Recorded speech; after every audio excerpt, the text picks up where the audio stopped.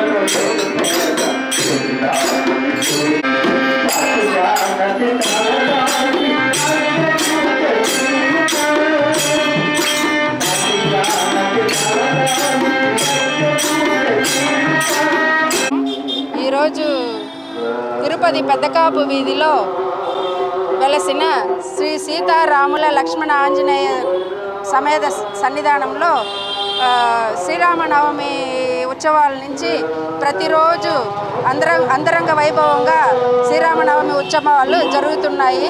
అందులో భాగంగా ఈరోజు ఉభయదారులుగా చంద్రశేఖర్ రెడ్డి అన్నగారు, అనిత అక్క గారు ఈరోజు ఉభయం ఇవ్వడం జరిగింది.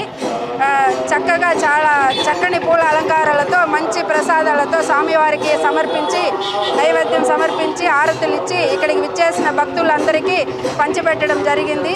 ఇది ఎంతో సంతోషకరంగా ఉండాలి. ఇలాగే ప్రతిరోజు కూడా అందరూ వచ్చేసి మేము చేస్తామని అందరూ చాలా సంతోషంగా ఉత్సాహంగా పాల్పంచుకుంటున్నారు.